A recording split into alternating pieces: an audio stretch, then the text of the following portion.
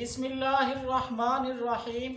चूँकि हमने बात सऊदी अरब के बारे में करनी है और जैसा कि उन्वान आपने देखा कि वहाँ पर लिखा है कि 2020 के अंदर ये सारी बातें हैं, तो मैं सिर्फ तारुफ ज़रा करवाता जाऊँ, आदाद व शुमार में बतलाऊँ तो ये है कि सऊदी अरब ने जो 2020 का बजट पेश किया था, उस बजट के मुताबिक सऊदी अरब ने वो बजट पेश किया था 272 अरब डॉलर का। यानी जो सऊदी अरब का सालाना खर्चा था वो 272 अरब डॉलर का होना था। और उसमें उन्होंने ये सोचा था कि तकरीबन हमें कोई 50 से 55 अरब डॉलर की ज़रूरत होगी। यानी खसारे का बजट था, ये हमें कर्ज़ा लेना पड़ेगा या हम अपने ज़र मुबादला के ज़खायर इस्तेमाल कर सकेंगे।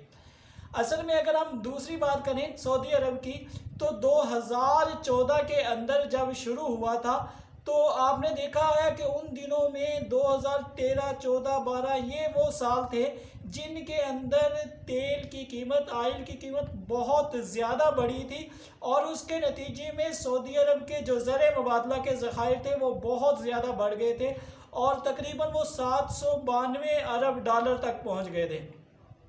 उसके बाद 2014 के बाद जो है अमेरिका की कंपनियां भी दरमियान में आई, शेल ऑयल आया, जिसकी आने की वजह से कीमतों में फ़र्क आना शुरू हुआ। अमेरिका का प्रेशर भी हुआ कि सऊदी अरब जो है वो तेल की पैदावार बढ़ाए ताकि कीमतें कम हो, तो ऐसा होना शुरू हुआ जिसके नतीजे में शेल ऑयल भी आगे बढ़ना शुरू हुआ और उन्होंने अपनी कमाई शुरू कर दी और सऊदी अरब की कमाई दूसरी तरफ से यूँ कम होनी शुरू हुई। तो अगले सालों में जो अगले साल रहे उनके अंदर सऊदी अरब का खसारा बढ़ना शुरू हो गया। पहले कम हो रहा था, फ़ायदे में जा रहे थे, अब बढ़ना शुरू हुआ, खसारा बढ़ना शुरू हुआ।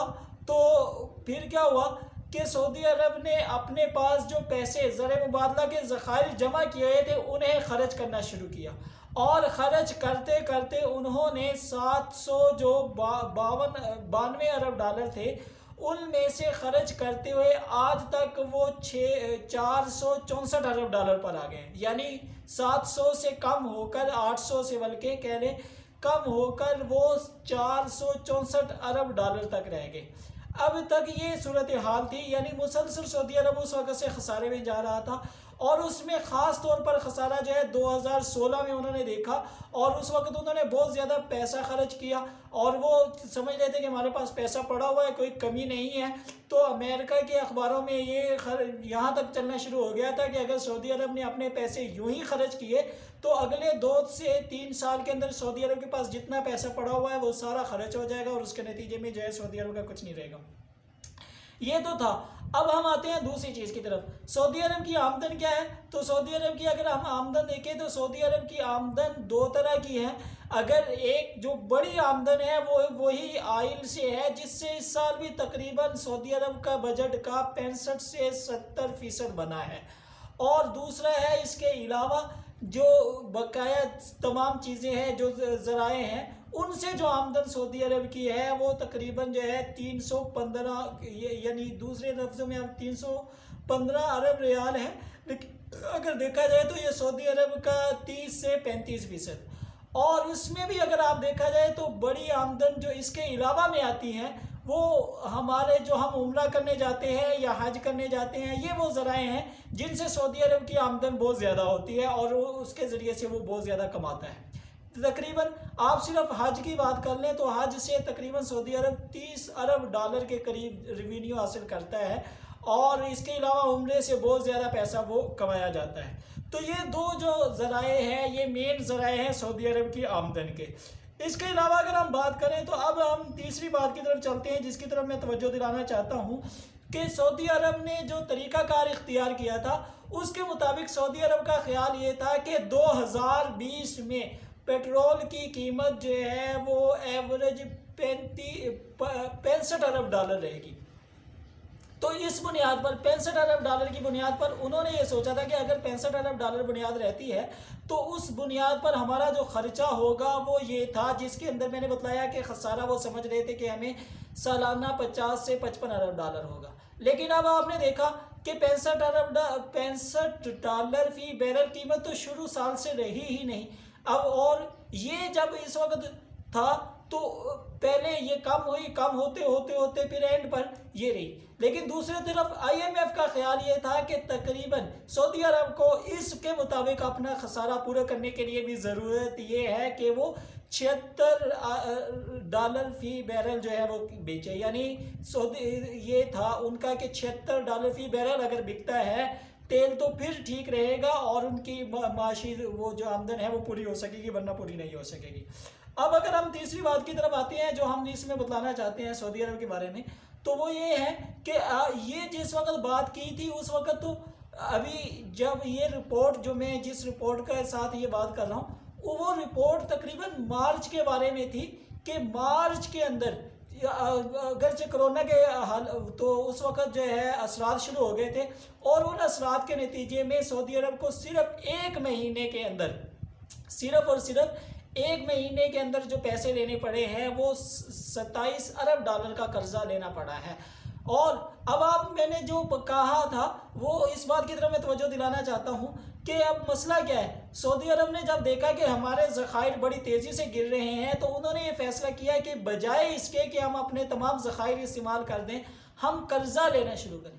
तो उन्होंने इसमें कर्ज़ा लेना शुरू किया।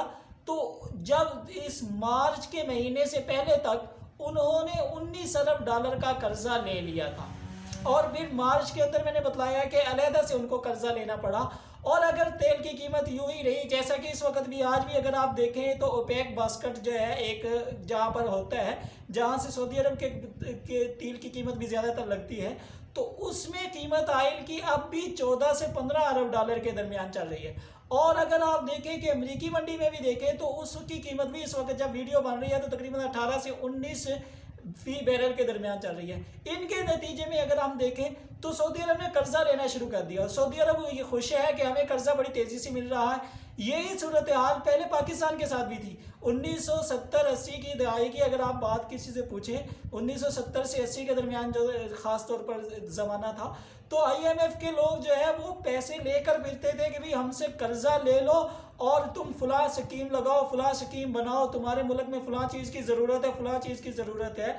और पाकिस्तान इतना तरक्की पर था कि ये पूछा जाता था, बतलाया जाता था कि जी कराची जो है दुनिया का अगला मेन शहर बनेगा या न्यूयॉर्क बनेगा या लंदन बनेगा।